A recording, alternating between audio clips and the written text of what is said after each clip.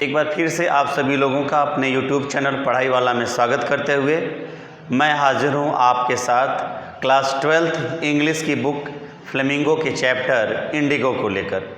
दोस्तों, साथियों, मेरे प्यारे बच्चों, आप सभी को एक बार फिर से नमस्कार। मैं हूँ सूरज वर्मा और स्वागत करता हूँ अपने YouTube चैनल में। जो महत्वपूर्ण विषय लेकर के आज आपके सामने आया हूँ वो है आपका चैप्टर इंडिगो, जिसे लिखा है लुईस फिशर ने।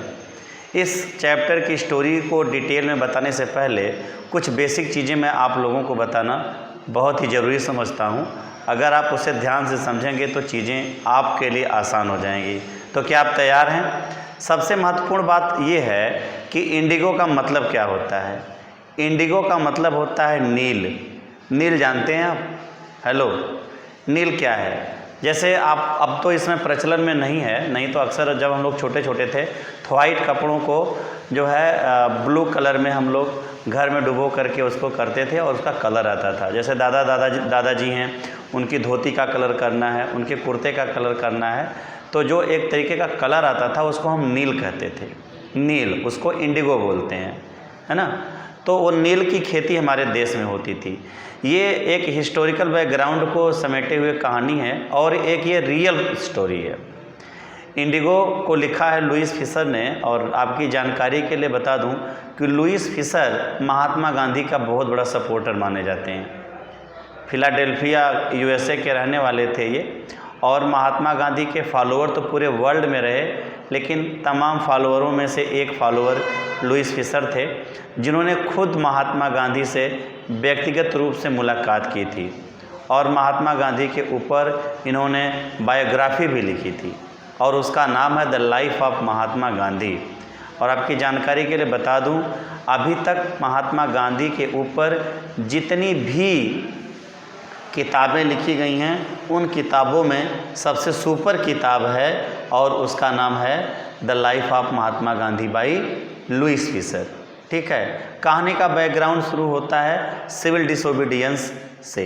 सिविल डिसोबीडियंस जानते ही होंगे, हमारा देश ईस्ट इंडिया कंपनी का गुलाम था।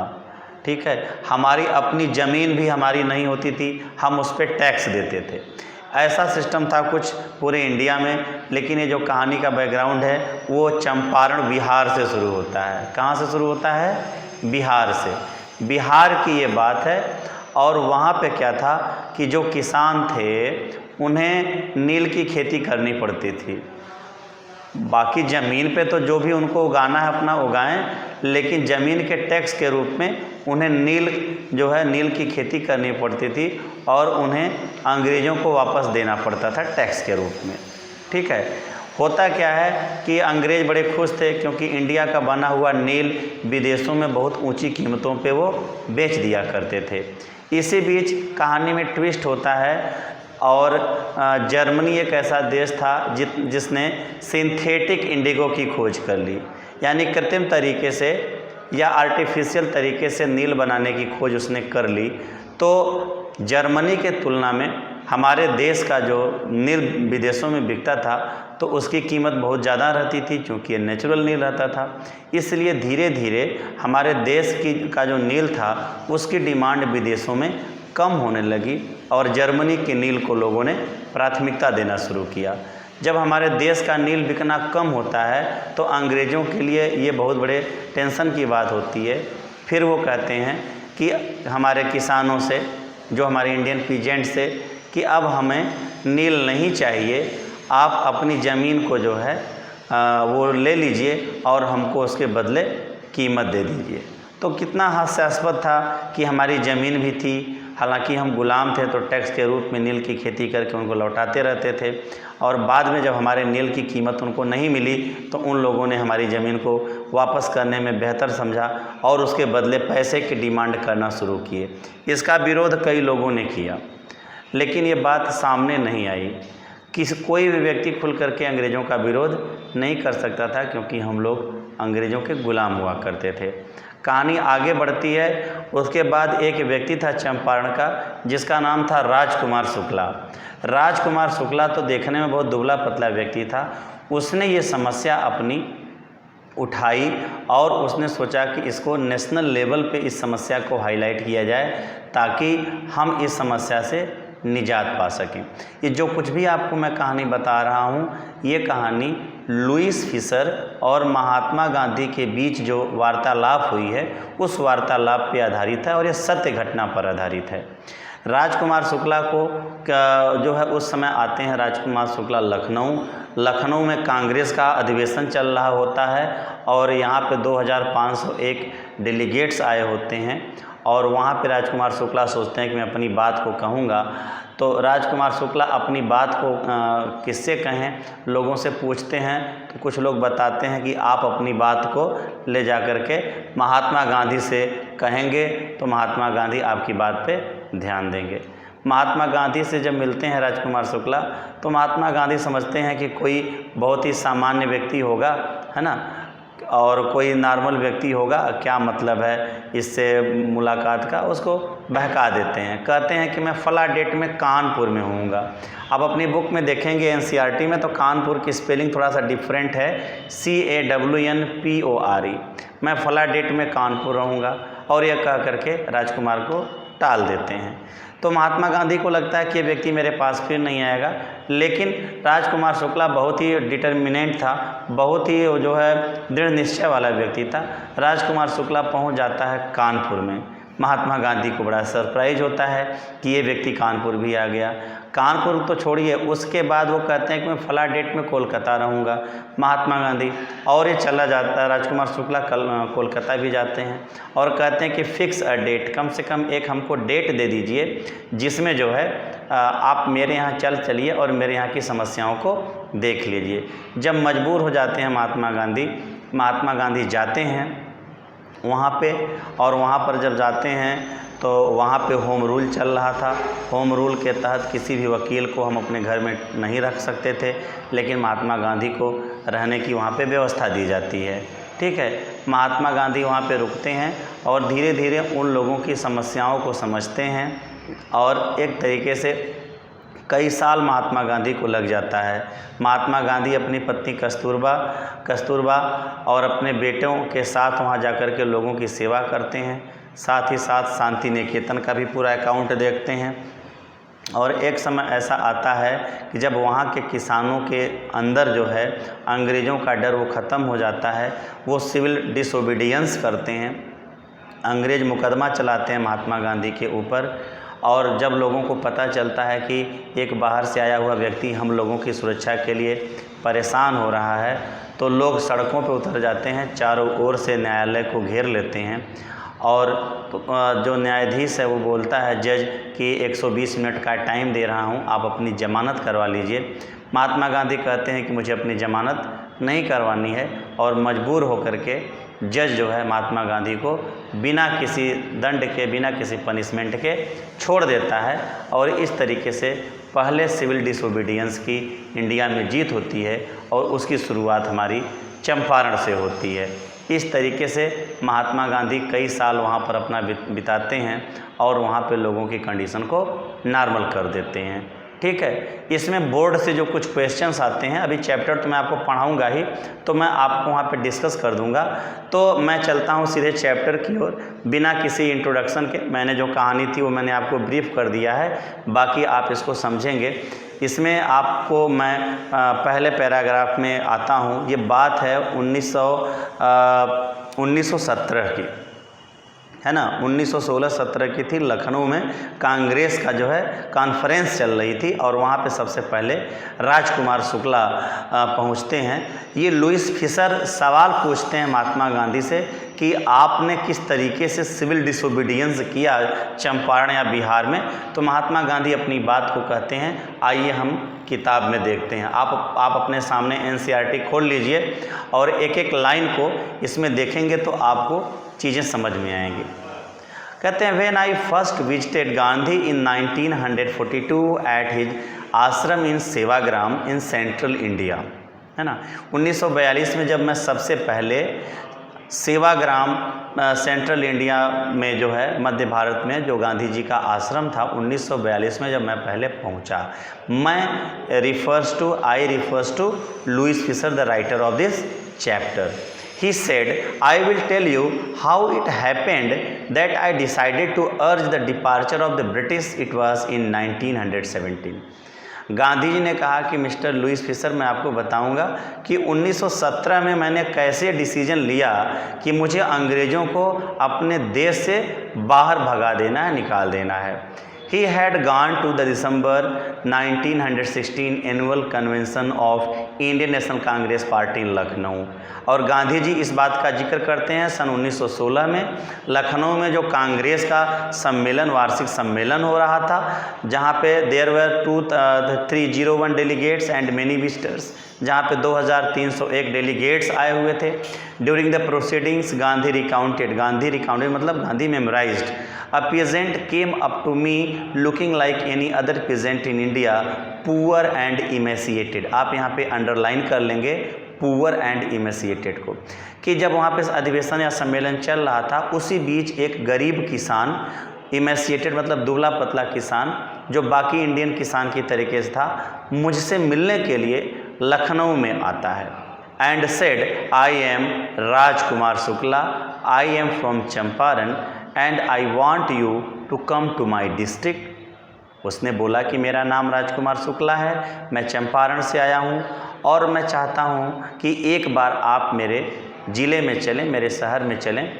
Gandhi had never heard of the place. Gandhi ji ने कभी उस स्थान के बारे में सुना ही नहीं था कि चंपारण होता क्या है, कहाँ पे है वो। It was in the foot hills of the towering Himalayas near the kingdom of Nepal. तो वो था कहाँ पे, नेपाल देश के बगल में जो ऊंची टावरिंग माने ऊंची ऊंची जो हिमालय की पहाड़ियाँ हैं, उसकी तलहटी में बसा हुआ वो डिस्ट्रिक्ट था जिसका नाम था चंपारण। आपकी जानकारी के लिए बता दूं, चंपारण के आगे से ही नेपाल का जो है बॉर्डर शुरू होता है। ठीक है, अब वो कहानी का बैकग्राउंड है, आपको समझ में आ रहा होगा। Under N ancient arrangement the Champaran peasants were share croppers. Share croppers मतलब जब वो बटाई वाला काम या हिस्सेदारी वाली खेती करते थे, है ना, कि भाई हम करेंगे इस पे और कुछ हिस्सा आपका होगा और कुछ हिस्सा हमारा होगा। ये पुरानी व्यवस्था वहाँ पे चंपारण में चल रही थी। Rajkumar Shukla was one of them. Rajkumar Shukla भी उन शेयर क्रॉपर्स में था। He was illiterate but resolute. Underline करिए, यहाँ से CBSE का क्वेश्चन आता है। ही वाज इलिटरेट कहने को, वो तो अनपढ़ था, बट रिजोल्यूट मतलब वो डिटरमाइंस था, वो दृढ़ निश्चय वाला व्यक्ति था। He had come to the Congress session to complain about the injustice of landlord system in Bihar and somebody had probably said speak to Gandhi। speak to Gandhi को अंडरलाइन करिए। और वो बिहार में जो लैंडलॉर्ड सिस्टम था, जो जमींदारी प्रथा चल रही थी, उसके खिलाफ जो अन्याय हो रहे थे, उसके खिलाफ जो है वो आवाज़ उठाने के लिए जो है आया हुआ था लखनऊ में। और उसे किसी ने बताया कि अपनी समस्या को गांधी से कहोगे तो सलूशन मिल जाएगा। पूरे चैप्टर में कहीं भी लुईस फिशर ने गांधी जी नहीं लिखा है, इसलिए आप भी कभी गांधी जी नहीं, सीधे गांधी लिखेंगे अपने आंसर में। Gandhi told Shukla he had an appointment in Kanpur. Spelling देखिए, CANPORE। कानपुर ये स्पेलिंग आपको कहीं नहीं मिलेगी। मैं कानपुर में 3 साल अपनी सेवाएं दिया, तो मैंने देखा कि जो कानपुर का अनाथालय था, पुराना बना हुआ है, वहाँ पे स्पेलिंग लिखी हुई थी कानपुर, अंग्रेज़ों द्वारा उस पर खुदाया गया था। तो राजकुमार शुक्ला को गांधी जी बताते हैं कि Kanpur and was also committed to go to other parts of India, कि मुझे फला डेट में कानपुर में अपॉइंटमेंट है और मुझे इंडिया के और पार्ट में मुझे जाना है। यानी वो गांधी जी उसकी बात को बहुत ज़्यादा सीरियस नहीं लेते हैं। Shukla accompanied him everywhere. Shukla हर जगह उनके साथ गया। Then Gandhi returned to his ashram near Ahmedabad. Ahmedabad वापस आते हैं। Shukla followed him to the ashram. वो आश्रम में भी जाते हैं। For few weeks he never left Gandhi side.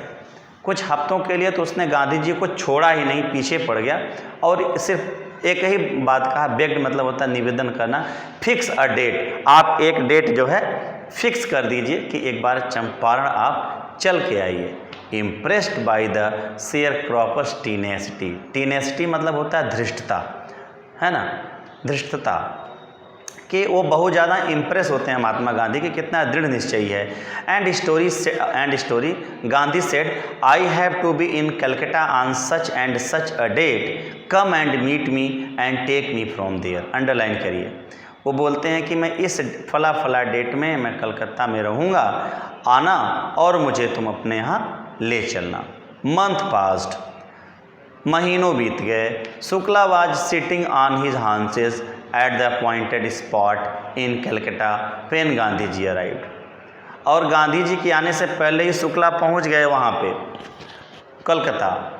और सिटिंग ऑन हिज हांसेस मतलब उकड़ू बैठना, यानी एक ही करोड़ बैठे रहे, जस का तस पड़े रहे कि नहीं मुझको महात्मा गांधी को लेकर के ही जाना है।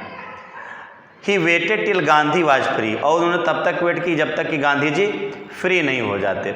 Then the two of them boarded a train for the city of Patna in Bihar. यहाँ पे ध्यान दीजिए, फिर दोनों लोगों ने मिल करके ट्रेन को किया। बोर्डेड ट्रेन माने उन्होंने ट्रेन का टिकट लिया, कहाँ के लिए? पटना के लिए। There Shukla led him, lead का सेकेंड फॉर्म लेड होता है मतलब अगुवाई करना, him to the house of a lawyer named Rajendra Prasad who later became the president of the Congress party and of India. और राजकुमार शुक्ला पटना में महात्मा गांधी को लेकर के जाते हैं राजेंद्र प्रसाद के पास, जो बाद में कांग्रेस के प्रेसिडेंट हुए और इंडिया के भी प्रेसिडेंट हुए।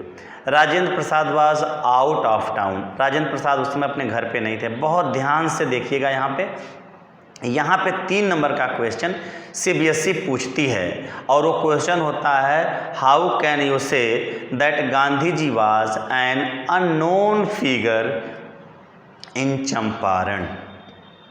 हेलो, क्वेश्चन नोट करिए, how can you say that Gandhi ji was an unknown figure in Champaran. 2015, 2018, 2000 ये दोनों सेट में हमारे ऑल इंडिया सेट में क्वेश्चन आ चुका है। उसका आंसर आगे देखेंगे आप, और मैं अभी आपको बताता हूँ कि गांधी जी अननोन क्यों थे चंपारण में। इसलिए थे, मैं अभी आपको बताता हूँ कि जब वो जाते हैं राजेंद्र प्रसाद के घर पे, राजेंद्र प्रसाद होते नहीं हैं, टाउन से बाहर होते हैं, उनका नौकर होता है। राजकुमार शुक्ला के साथ जब वो जाते हैं तो उनका नौकर समझता है कि ये भी कोई यो मैन होगा या कोई छोटा मोटा किसान होगा, इसलिए वो गांधी जी को पहचान नहीं पाते हैं। अगर गांधी जी अननोन थे इसलिए वहाँ के उनके नौकर ने नहीं पहचाना।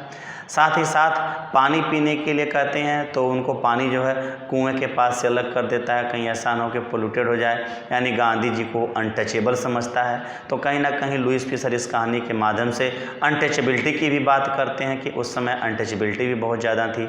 बुक में देखें, अभी आपको समझ में आ जाएगा। अपने आप को चैप्टर से जोड़िए बच्चों।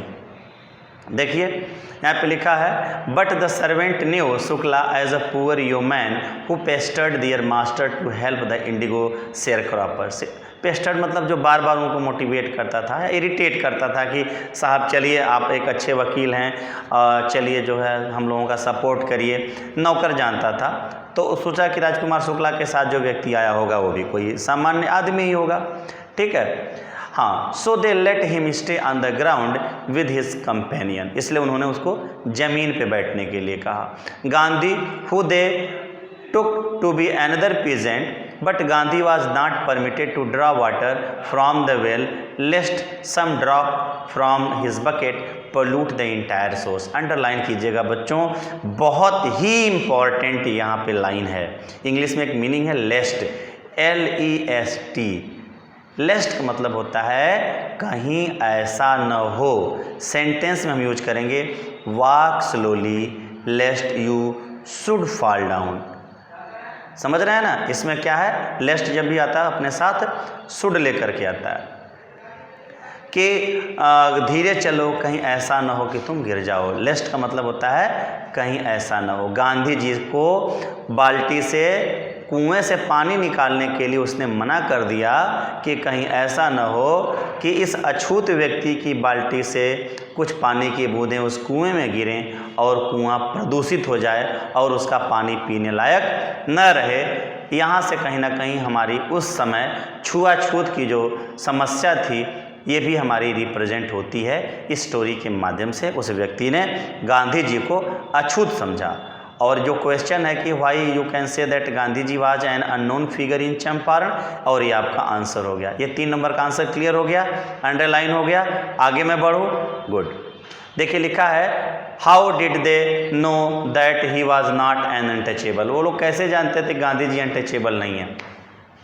Gandhi decided to go first to Muzaffarpur which was en route मतलब रास्ते में टू चंपारण। उन्होंने सोचा कि सबसे पहले हम लोग मुजफ्फरपुर चलते हैं। महात्मा गांधी ने ये विचार किया।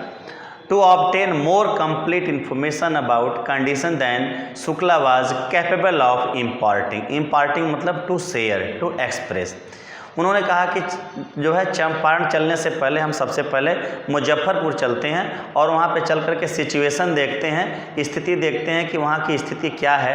कंप्लीट इन्फॉर्मेशन हम ले लेते हैं वहाँ के शेयर क्रॉपिंग सिस्टम के बारे में, या जो राजकुमार शुक्ला खुल के अपनी बात को नहीं कह पा रहे हैं। ठीक है। He accordingly sent a telegram to professor J.B. Kripalani of the art college in Muzaffarpur whom he had seen at Tagore Shantiniketan school. उनके बहुत पुराने परिचित थे आचार्य J.B. कृपलानी, है ना। सुचेता कृपलानी का नाम सुना होगा आपने, उत्तर प्रदेश की पहली महिला मुख्यमंत्री भी रही हैं, है ना। तो उन्होंने प्रोफेसर J.B. कृपलानी को जो है एक टेलीग्राम किया, जो उस समय मुजफ्फरपुर आर्ट कॉलेज में प्रोफेसर थे, जिनसे उनकी मुलाकात कभी शांति निकेतन स्कूल में हुई थी कि उनसे चलेंगे और पूरी जानकारी मिलेगी। The train arrived at midnight 15 April 1970। Kripalani was waiting at the station with a large body of students. 1917 15 अप्रैल की बात है, आधी रात को जब ट्रेन पटना पहुंचती है तो वहाँ पे देखते हैं कि कृपलानी अपने बहुत से स्टूडेंट्स के साथ गांधी जी का स्वागत करने के लिए स्टेशन पे वेट कर रहे थे। Gandhi stayed there for 2 days in the home of professor Malkani, a teacher in government school. सरकारी स्कूल के एक प्रोफेसर थे, प्रोफेसर मलकानी, उनके घर 2 दिन रुकते हैं और यहाँ पे गांधी जी चुटकी लेते हैं कि होम रूल चल रहा है और आप अपने घर पे किसी वकील को रखे हैं, सरकार आपको परेशान कर सकती है या ब्रिटिश गवर्नमेंट आपको परेशान कर सकती है।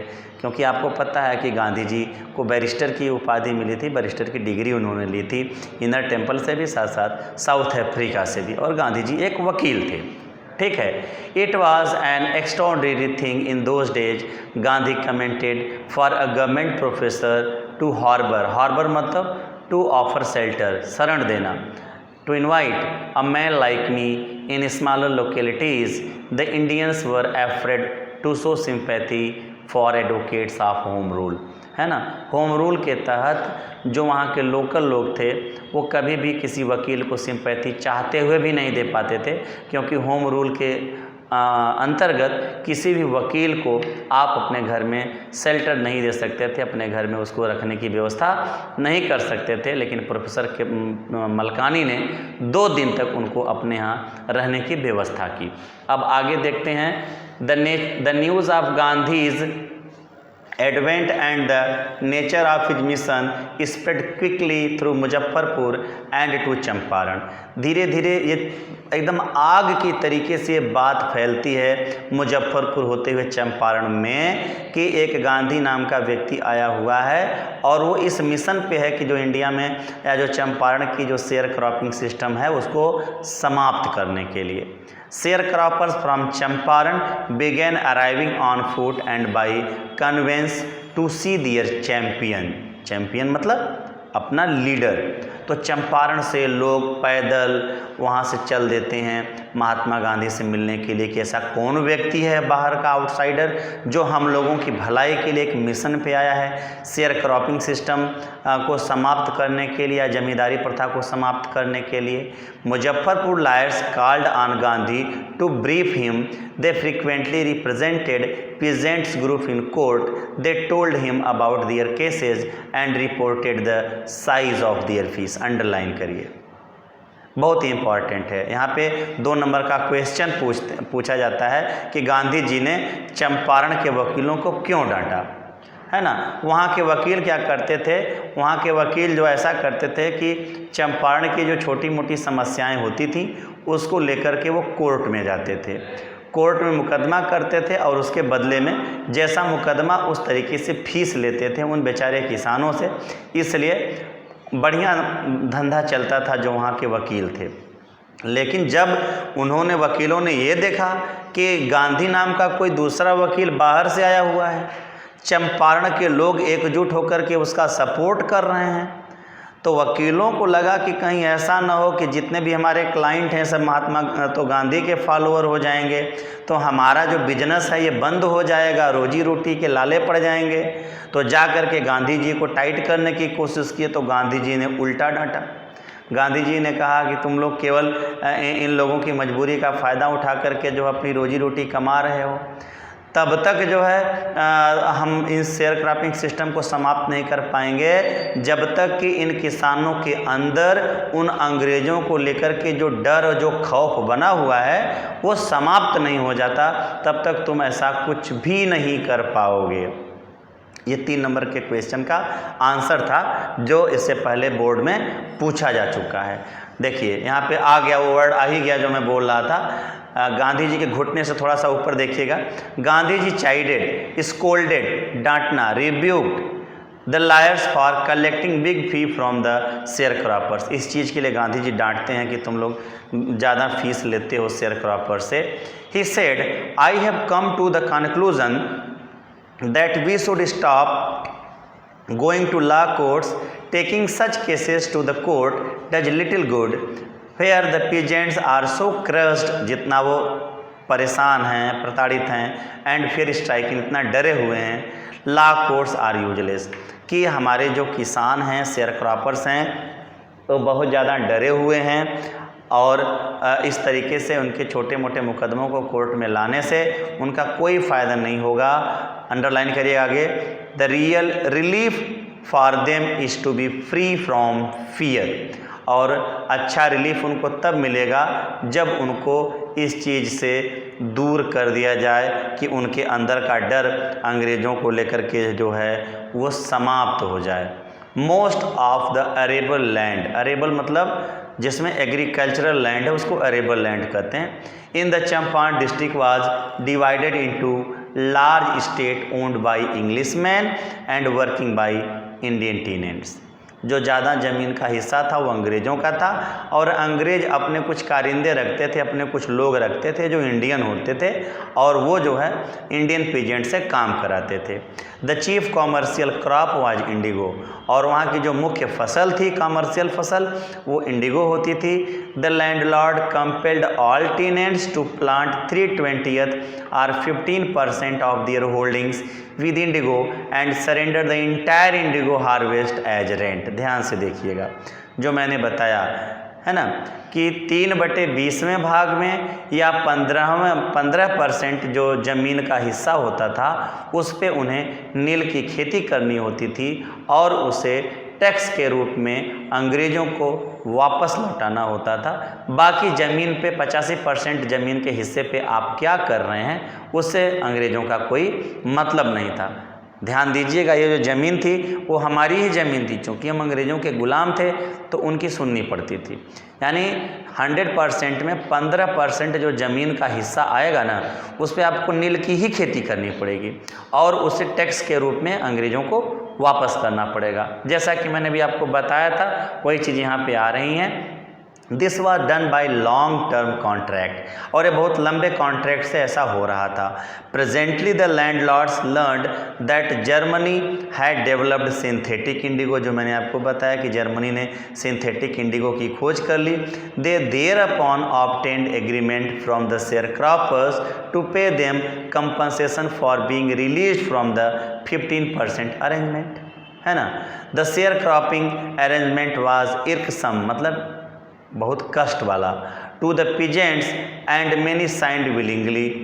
तो भाई अब क्या हुआ कि जब 15% पे नील की खेती का काम कर रहे थे, लेकिन जर्मनी ने जब सिंथेटिक इंडिगो की खोज कर ली, हमारे देश का जो नील है बहुत महंगा होता था, कम उसकी सप्लाई होती थी, तो अंग्रेज़ों ने कहा कि हम आपका नील नहीं लेंगे, आप अपनी ज़मीन ले लीजिए और इसके बदले हमको पैसा दे दीजिए। तो कुछ किसानों ने तो उस पिटीशन पे साइन कर दी कि ठीक है भाई हम दे देंगे, लेकिन बहुत लोगों ने उसका विरोध किया कि ज़मीन भी हमारी, पैसा भी हमारा, किस चीज़ का भाई, और राजकुमार शुक्ला भी उन विरोध करने वालों में था और यही समस्या थी राजकुमार शुक्ला की, जिसको लेकर के वो लखनऊ के कांग्रेस के सम्मेलन में पहुंचा था सन 1916 में, जहां पे 2301 डेलीगेट्स आए हुए थे और किसी ने बोला कि महात्मा गांधी से जाके बात करोगे तो तुम्हारी समस्या का सलूशन मिल जाएगा। मुझे लगता है कि अब आपको कहानी वहाँ से कोरिलेट करने पे आसानी से समझ में आ गई होगी। हम आगे चलें।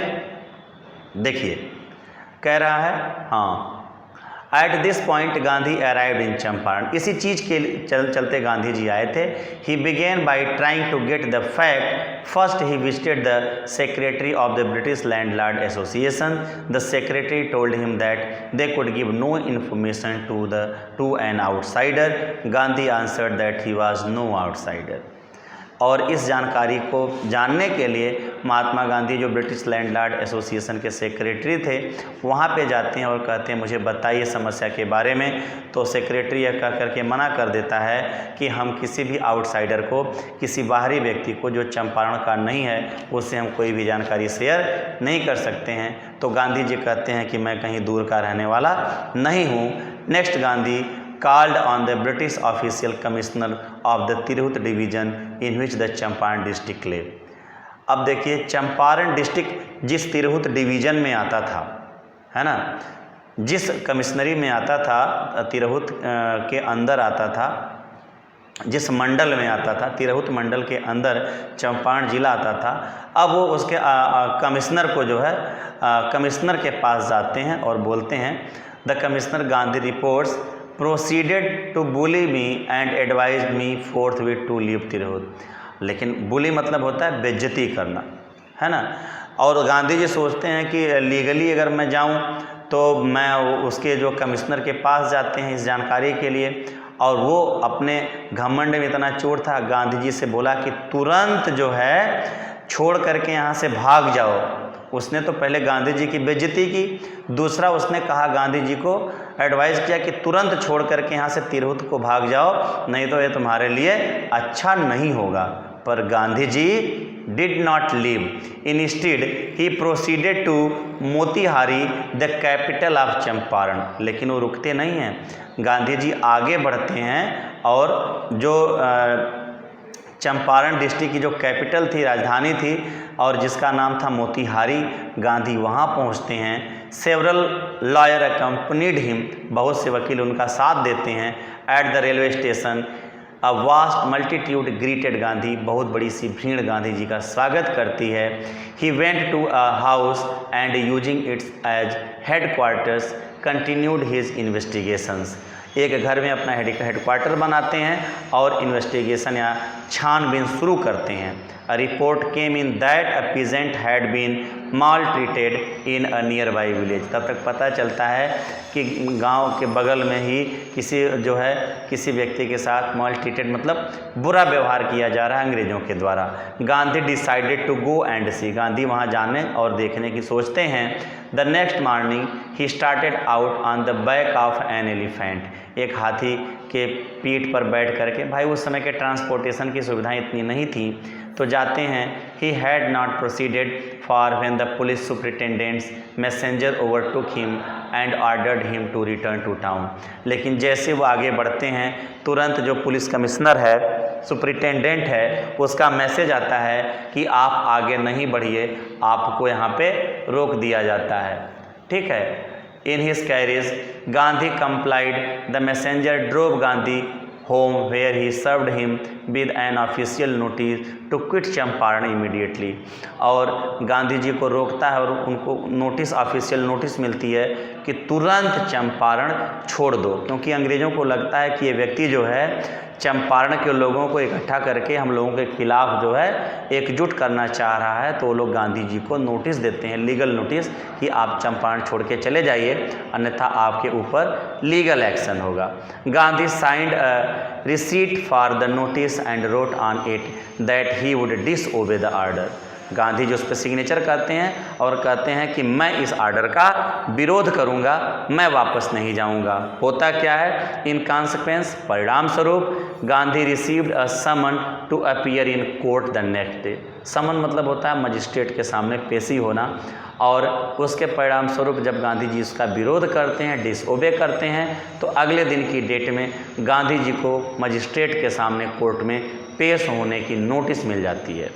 All night Gandhi remained awake, पूरी रात गांधी जी जागते रहते हैं, सो नहीं पाते, क्योंकि अगले दिन मुकदमा था और उन्हें मजिस्ट्रेट के सामने जा कर के अपनी बात कहनी थी कि उन्होंने क्यों अंग्रेज़ों की बात को डिसओबे किया, और लीगल नोटिस गांधी जी को मिल चुकी थी। अब वो he telegraph Rajendra Prasad to come from Bihar with influential friends.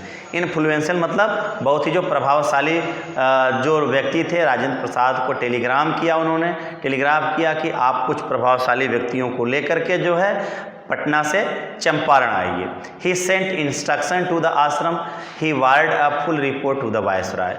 जो वहाँ के वायसराय थे उसको भी उन्होंने एक फुल रिपोर्ट भेजी, और कुछ इंस्ट्रक्शंस गांधी जी ने अपने शांति निकेतन जो है अपने आश्रम में भी दिए, है ना। Morning found the town of Motihari black with peasants, और अगले दिन मोतिहारी का उस शहर में चारों ओर जो किसानों से पूरी की पूरी धरती काली हो गई। यहाँ पे ब्लैक टर्म इस चीज़ को सिग्निफाई करता है कि जो पीजेंट्स थे वो बहुत गरीब थे, उनके कपड़े गंदे थे या मैले कुचैले थे, साफ़ सुथरे नहीं थे, और लोगों की इतनी भीड़ लग गई कि पूरा वहाँ का टाउन ही काला हो गया। They did not know Gandhi record in south Africa, वो गांधी का रिकॉर्ड साउथ अफ्रीका में नहीं जानते थे कि गांधी ने साउथ अफ्रीका में किस तरीके से अंग्रेज़ों का विरोध किया था। They had merely heard that a Mahatma who wanted to help them was in trouble with the authorities. उनको सिर्फ इतना पता था कि एक महात्मा, एक गांधी, बाहर से एक आया हुआ व्यक्ति है जिसको अपने किसी चीज़ से कोई लेना देना नहीं है, वो हम लोगों की समस्याओं से निजात पाने के लिए हम लोगों के हक की लड़ाई लड़ रहा है। तो तमाम किसान जो है मोतिहारी टाउन में आकर के इकट्ठे हो जाते हैं गांधी जी के सपोर्ट के लिए, और गांधी जी को अब कोर्ट में मजिस्ट्रेट के सामने पेश होना है, इस चीज़ का जवाब देना है कि जब उनको लीगल नोटिस मिली थी चंपारण छोड़ने के लिए, तो गांधी जी ने चंपारण क्यों नहीं छोड़ा। आप बने रहिए इस वीडियो के साथ। बहुत ही इम्पॉर्टेंट फैक्टर पे हम बात करने जा रहे हैं। एक बहुत ही ऐतिहासिक पल है ये, हम आप इस ऐतिहासिक पल का हिस्सा बनने जा रहे हैं। बहुत ही सौभाग्य की बात है हमारे आपके लिए। आप बने रहिए, देखिए अभी आपको चीज़ें समझ में आएंगी।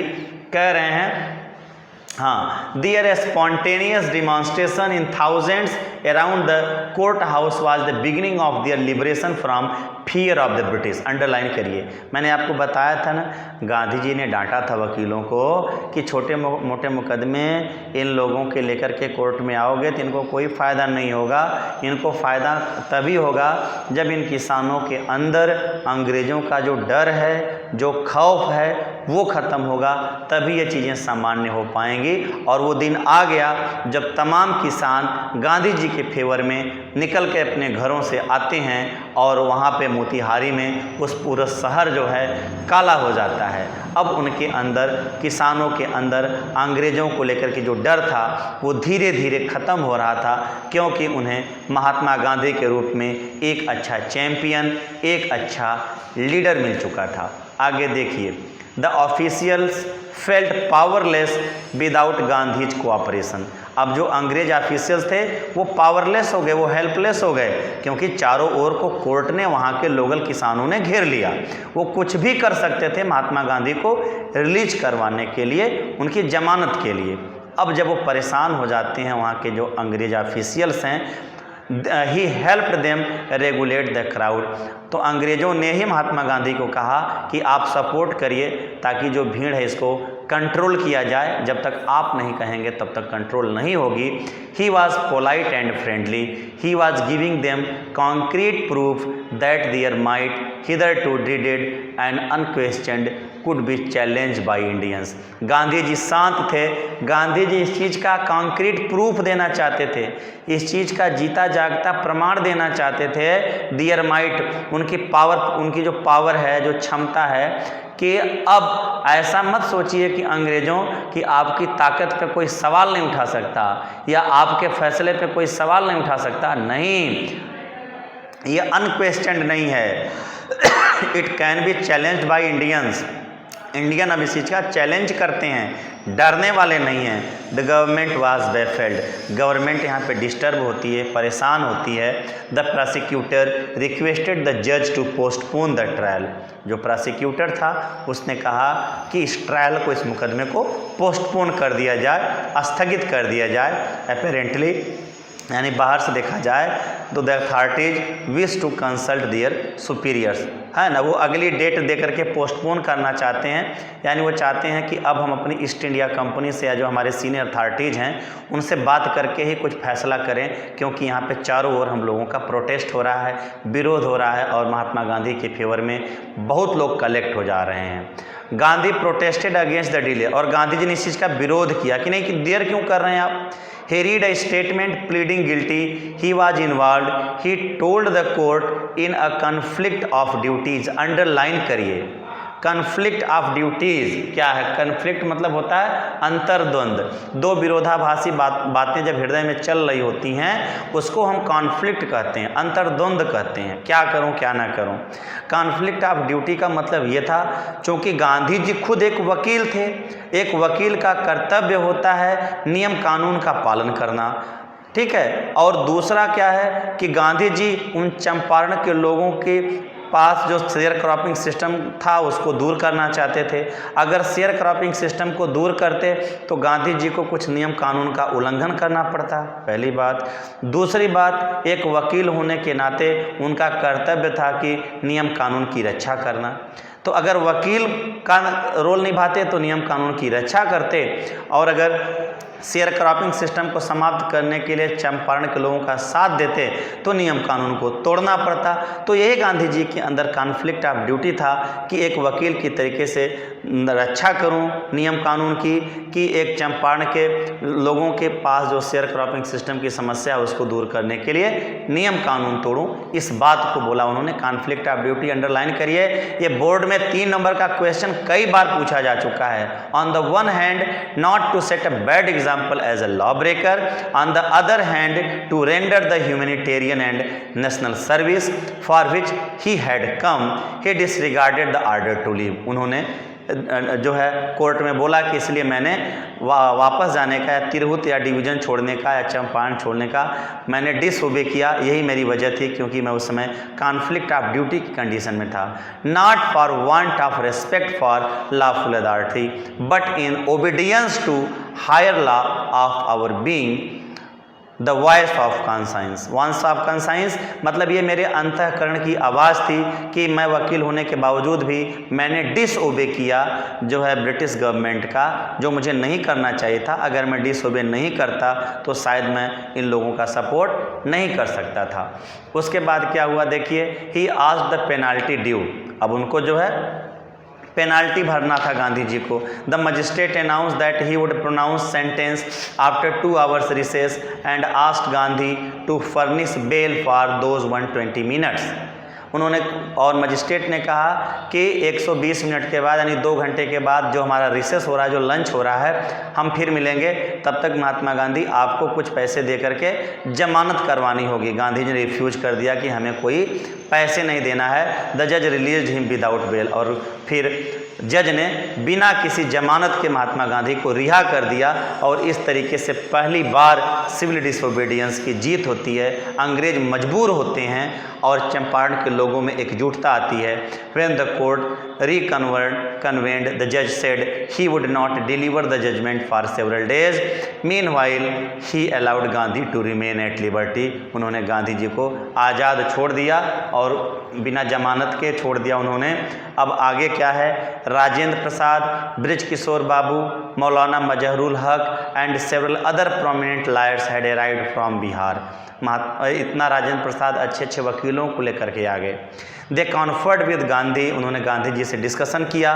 What would they do if he was sentence to prison, कि अगर वो जेल में चले जाते हैं तो फिर क्या होता है। Gandhi asked why, the senior lawyer replied they had come to advise and help him, if he went to jail there would be nobody to advise and they would go home. हैं, अगर वो जेल चले जाते तो उनको कोई advice करने वाला नहीं होता, तो फिर वो अपने घर चले जाते। What about the injustice to the share croppers, Gandhi demanded, तो फिर उनका क्या होता, जो इनजस्टिस हो रही थी शेयर क्रॉपर के साथ। The lawyers withdrew to consult, Rajendra Prasad has recorded the upshot of their consultations. They thought among themselves that Gandhiji was totally a stranger and he was prepared to go to prison for the sake of the peasants. If they had, on the other hand, being not only residents of the adjoining districts but also those who claim to have served these peasants should go home, it would be shameful desertion. Underline करिए, मैं पूरे para का मतलब आपको बताता हूँ कि उन्होंने कहा कि वकील चूँकि पटना से लेकर के आए थे, भाई पटना दूसरा डिस्ट्रिक्ट था, चंपारण दूसरा डिस्ट्रिक्ट था, उन लोगों ने कहा अगर मैं यहाँ पे आया हूँ महात्मा गांधी, अगर आप जेल में चले जाते तो हम कुछ नहीं करते, हम अपना खाली हाथ वापस चले जाते। तो महात्मा गांधी ने कहा लेकिन जो शेयर क्रॉपिंग सिस्टम की प्रॉब्लम चंपारण में चल रही थी इनका क्या होता। उन्होंने बोला कि इससे हमारा कोई मतलब नहीं था। तो गांधी जी इस चीज़ को बोले। अब उन लोगों ने, वकीलों ने महसूस किया कि एक बाहर का आदमी चंपारण के लोगों के अंदर जो शेयर क्रॉपिंग सिस्टम को लेकर के प्रॉब्लम है उसको दूर करने के लिए वो व्यक्ति जेल तक जा रहा है, तो हम तो हैं बिहार के, डिस्ट्रिक्ट ही हमारा डिफरेंट हो रहा है। ये हमारे लिए बहुत बड़े शर्म की बात होगी कि अगर हम ऐसी कंडीशन में इन लोगों का या चंपारण के लोगों का हम सपोर्ट नहीं करते हैं, हम हैं बगल के, हम सपोर्ट नहीं कर सकते हैं, और एक दूसरा आदमी जिसका यहाँ से कोई लेना देना नहीं है वो इन लोगों की भलाई के लिए इतना लगा हुआ है, यानी हमें भी कुछ ना कुछ इन लोगों के लिए करना पड़ेगा। They accordingly went back to Gandhi and told him they were ready to follow him into jail. उन्होंने बोला कि हम भी आपके साथ जेल चलेंगे। The battle of Champaran is won, इस तरीके से चंपारण की लड़ाई जीती गई।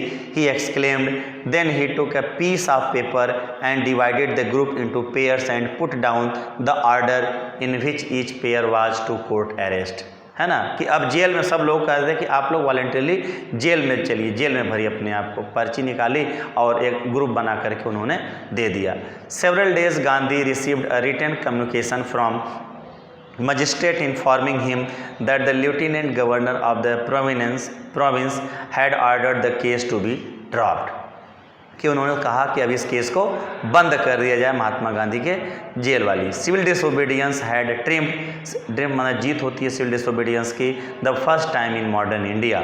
Gandhi and the lawyers now proceeded to conduct a far flung inquiry into the grievances of the farmers, जो उनकी समस्याएं थी किसानों की, उस पर एक जो उच्च स्तरीय जांच करने की डिमांड करते हैं कि इसमें आखिर क्या समस्या थी।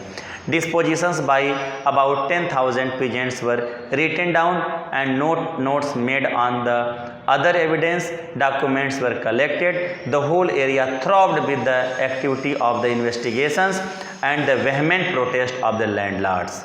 है ना, क्रूएल, क्रूएल कि अब इस चीज़ की उच्च स्तरीय जांच होती है कि इसकी समस्याएं क्या हैं या किसानों की क्या समस्याएं थी, उनको किस तरीके से जो है टॉर्चर किया जाता था, इसकी डीप इन्वेस्टिगेशंस होती है। In June Gandhi ji was summon to sir Edward Gait the lieutenant governor before he went he met leading associations and again laid detailed plan for civil disobedience if he should not return.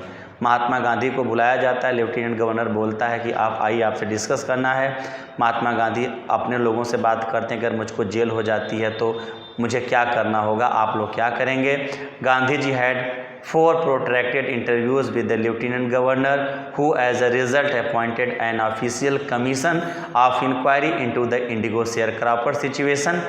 और 3-4 बार जब महात्मा गांधी की लंबी मुलाकात उस lieutenant governor से होती है तो वो एक ऑफिशियल को अपॉइंट कर देता है कि जो इस चीज़ की इंक्वायरी करेगा कि इंडिगो शेयर क्रॉपर्स की क्या प्रॉब्लम्स थी। The commission consisted of landlords, government officials and Gandhi as the sole representative of peasants. वो जो कमेटी बनती है उसमें कुछ लैंडलॉर्ड होते हैं, गवर्नमेंट के ऑफिशियल्स होते हैं और किसानों का जो प्रतिनिधित्व करने वाला उसमें महात्मा गांधी को भी इन्वॉल्व किया जाता है। यानी इसके पहले की जो जांच होती थी अंग्रेज खुद अपने लोगों को ही उस जांच में डालते थे और कभी भी जस्टिस हमारे लोगों के साथ नहीं हो पाती थी। पहली बार लैंडलॉर्ड को, गवर्नमेंट ऑफिशियल्स को और गांधी जी को खुद सोल रिप्रेजेंटेटिव किसानों का बनाया जाता है।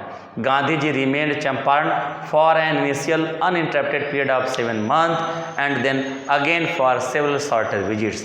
शुरुआत में तो 7 महीने लगातार रहे और बीच में कई बार आते जाते रहे।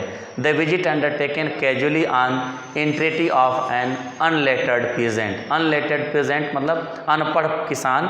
इन the expectations that it would last few days occupied almost year of Gandhi life.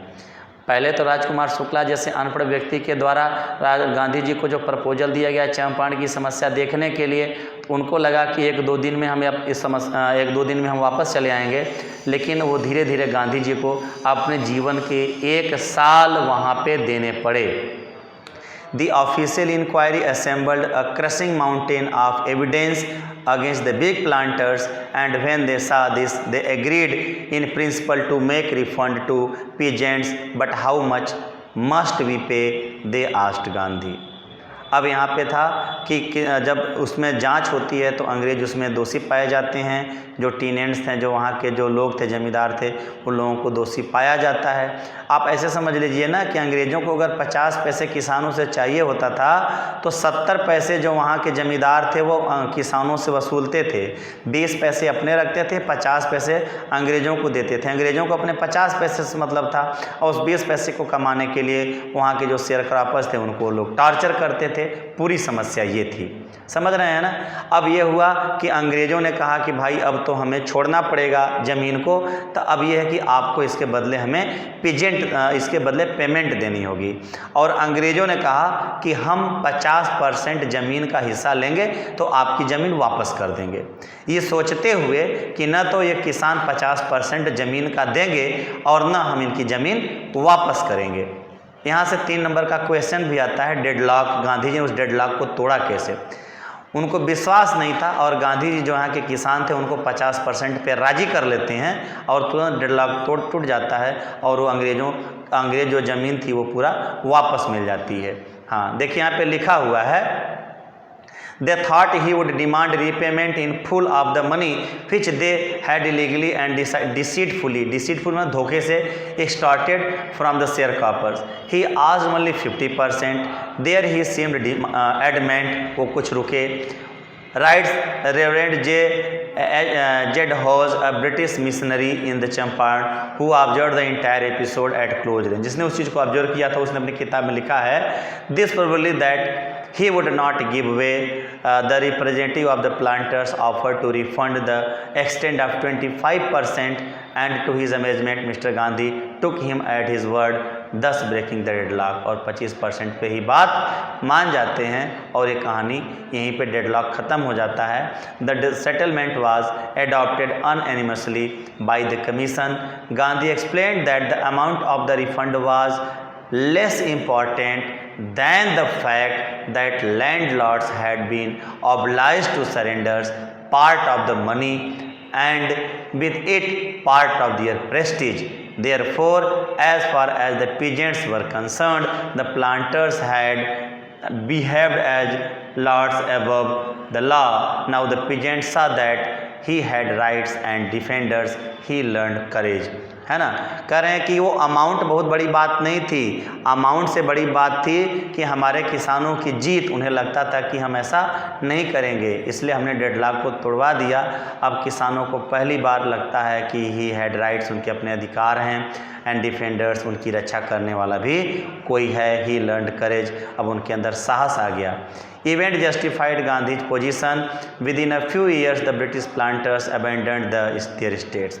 और जो ब्रिटिश प्लांटर्स थे अबेंडन्ड देयर स्टेट्स, उन्होंने उस जागीर को, ज़मीन को छोड़ दिया। Which reverted to the peasants, किसानों को वापस हो गई। इंडिगो शेयर क्रॉपिंग डिसअपीयर्ड, और नील की खेती हमेशा के लिए समाप्त हो गई। Gandhi never counted himself with the large political और economic solutions. He saw the cultural and social backwardness in the Champaran village and wanted to do something about it immediately. Gandhi ji ने देखा कुछ इकोनॉमिक सलूशन या पॉलिटिकल सलूशन के लिए गांधी जी ने कुछ नहीं सोचा। गांधी जी ने देखा कि उनके जो कल्चरल और सोशल बैकवर्डनेस है कि कल्चर में और सामाजिक रूप से बहुत पिछड़े हुए हैं चंपारण के लोग, इसके लिए गांधी जी ने कुछ काम करना शुरू किया।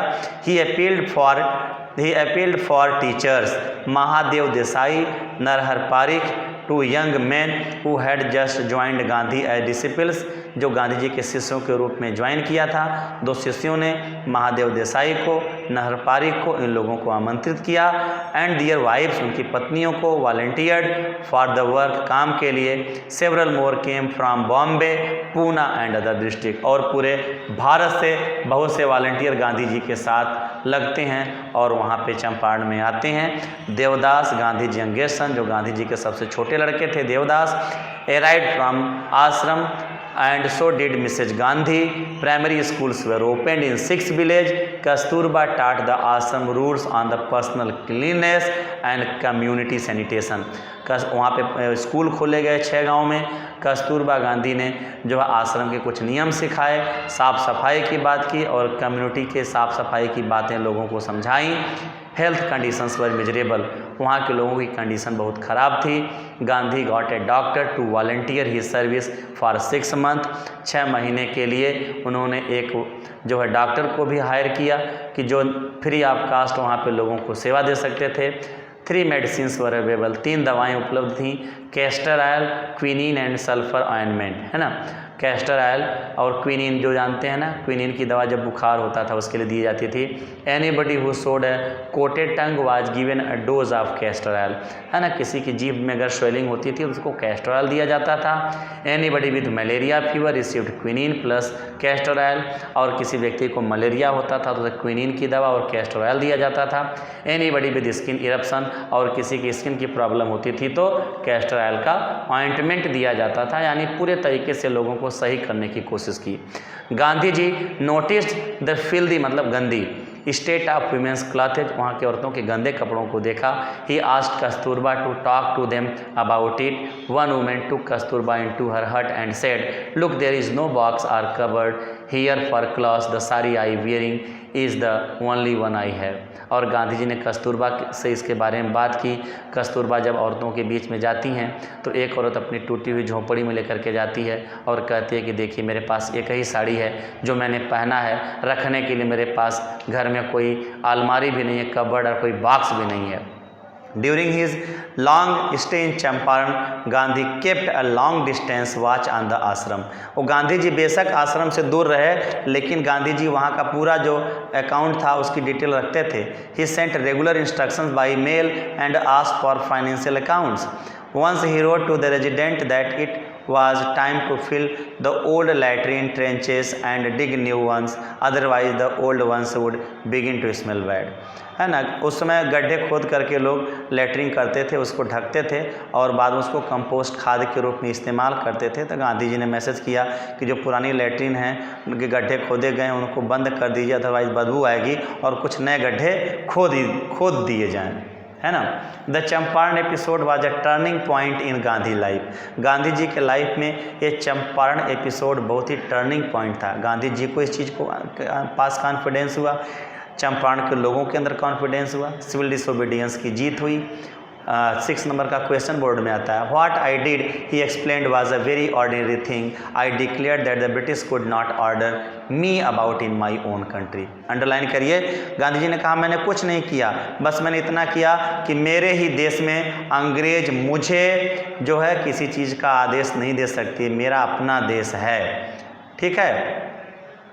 देखिए, but Champaran did not begin as an act of defence, it grew out of an attempt to alleviate the distress of large number of poor peasants. बहुत से लोगों की जो डिस्ट्रेस थी, समस्याएं थी, और उसको एलिवेट करने के लिए, उसको दूर करने का बहुत बड़ा माध्यम बना। This was the typical Gandhi pattern, his politics were intertwined with the practical day-to-day problems of the millions. He was not a loyalty to abstractions, it was a loyalty to living human beings. In everything Gandhi did, moreover, he tried to mold a new free Indian who could stand on his own feet and thus make India free। Gandhi ji ने लोगों के अंदर self reliance की बात कही कि आत्मनिर्भर बनने की, है ना, आत्म जागरूक होने की बात कही, और उस तरीके से धीरे धीरे इंडिया के लोगों के अंदर जागरूकता आई। Early in the Champaran action Charles Freer Andrews, है ना, CF एंड्रूज थे जो एक पैसिफिस्ट थे, शांतिवादी थे और महात्मा गांधी के बहुत बड़े सपोर्टर थे और ईस्ट इंडिया कंपनी के ऑफिशियल थे। वहाँ के लोगों ने कहा गांधी जी से कि CF एंड्रूज, सब लोग तो वापस जा रहे हैं, ब्रिटेन जा रहे हैं, CF एंड्रूज का मन है इंडिया में रुकने का। महात्मा गांधी जी, अगर आप उनको बोल देते तो CF एंड्रूज इंडिया में रुक जाते, और अगर वो इंडिया में रुके रहते तो अंग्रेज़ों का एक हाथ हम लोगों के ऊपर रहता। अंग्रेज लोग हम लोगों को लेकर एक सॉफ्ट कॉर्नर अपने अंदर रखते, क्योंकि हमने CF एंड्रूज को अपने यहाँ पे रखा हुआ था। गांधी जी को जब ये बात पता चली, गांधी जी ने कहा कि नहीं, CF एंड्रूज रुकें चाहे जाएं, हम उनसे कहने के लिए नहीं जाएंगे। वो बेशक शांतिवादी हैं, मेरे बहुत बड़े सपोर्टर हैं, पर हम किसी के सामने गिड़ाएंगे नहीं, हमें आत्मनिर्भर बनना है। 3 नंबर का क्वेश्चन आता है, आप आगे देखेंगे। Early in the Champaran action Charles Freer Andrews, the English pacifist who had become a devoted follower of the Mahatma, came to bid Gandhi farewell before going to a tour of duty to the Fiji Islands, है ना। Fiji island पे duty के लिए वो जा रहे थे, वो महात्मा गांधी से मिलने के लिए आते हैं। Gandhi lawyer friends thought it would be a good idea for Andrews to stay in Champaran and help them. Andrews was willing if Gandhi ji agreed, but Gandhi was vehemently opposed. मैंने अभी आपको जो बोला उसी की बात है। He said, you think that in this unequal fight it would be helpful if we have an Englishman on our side, this shows the weakness of our heart, है ना, ये हमारे दिल की कमजोरी को दिखाता है। The cause is just and you must rely upon yourself to win the battle। इस लड़ाई को जीतने के लिए आप परेशान न होइए, हमको किसी का जो है सिंपैथी नहीं लेनी है, ये जस्ट है, ये एक न्यायोचित लड़ाई है और हम इस लड़ाई में सफल होंगे, हमको किसी का सहारा नहीं चाहिए। You should not seek a prop in mister Andrews because he happens to be an Englishman. He had read our minds correctly, Rajendra Prasad comments, and we had no reply. Gandhi in this way taught us a lesson in self-reliance। और राजेंद्र प्रसाद जी कहते हैं कि ये बात हम लोगों ने जब गांधी जी से बोली CF एंड्रूज के मैटर को लेके, गांधी जी ने इस तरह का जब हमको जवाब दिया तो हम लोगों ने समझ लिया कि गांधी जी ने हम लोगों के माइंड को अच्छी तरीके से रीड कर लिया है और गांधी जी ने इस तरीके से हम लोगों को सेल्फ रिलायंस का पाठ पढ़ाया। Self reliance, Indian independence and help to share croppers were all bound together. इसलिए सेल्फ रिलायंस, इंडियन इंडिपेंडेंस, ये सब चीज़ें एक साथ जब मिली तब जा कर के शेयर क्रॉपिंग सिस्टम वहाँ पे ख़त्म हुआ और ये तब महात्मा गांधी के माध्यम से ही सफल हो पाया। इस तरीके से चैप्टर समाप्त होता है। जो मुख्य बिंदु है वो मैंने आपको बता दिया कि राजकुमार शुक्ला का महात्मा गांधी को परसुएट करने के लिए लखनऊ, कानपुर, साबरमती, पुनः कलकत्ता जाना, प्रोफेसर मलकानी, आचार्य JB कृपलानी से उनकी मुलाकात, तिरहुत डिवीज़न में जो है सुपरिटेंडेंट ऑफ पुलिस का रोकना, गांधी जी पर मुकदमा चलाया जाना, गांधी जी का वकीलों को डांटना और चंपारण के किसानों के अंदर जो अंग्रेज़ों के डर को समाप्त करना, राजेंद्र प्रसाद के घर पे गांधी जी का अननोन फिगर होना, उनके नौकर का पानी पीने के लिए गांधी जी को मना कर देना, और तो और जब जो फुल फ्लेज जांच होना उसमें अंग्रेज़ों का दोषी पाया जाना, अंग्रेज़ों द्वारा ये प्रपोज करना कि आप अपनी ज़मानत करवा लीजिए, गांधी जी का ये कहना कि मैं ज़मानत नहीं करवाऊंगा और बिना किसी कंडीशन के गांधी जी को छोड़ देना। समझ रहे हैं, ये कुछ इंपॉर्टेंट फैक्टर्स हैं जहाँ से बोर्ड के आपके क्वेश्चन आते हैं। मुझे पूरी उम्मीद है कि आपको वीडियो पसंद आया होगा। वैसे अगर क्लास में कोई व्यक्ति इस चैप्टर को पढ़ाता है तो कम से कम 1 हफ्ते लग जाते हैं। यहाँ मैं 1 घंटे 5 मिनट में अपनी बात को कहने की पूरी कोशिश किया हूँ। आप मेहनत करें प्यारे बच्चों, दोस्तों और साथियों, और इस चैप्टर को अच्छे तरीके से तैयार करें। ये चैप्टर बोर्ड के लिए बहुत इंपॉर्टेंट है। मेरे चैनल पर अगर नए हैं तो चैनल को सब्सक्राइब करें, लाइक करें और अपनों तक शेयर करें अगर ये चीज़ें पसंद आती हैं। इन शुभकामनाओं के साथ कि इस लॉकडाउन में, कोविड-19 के समय में आपका स्वास्थ्य उत्तम हो, शुभकामनाओं के साथ एक बार फिर से मैं अपनी वाणी पर विराम देता हूँ। नमस्कार।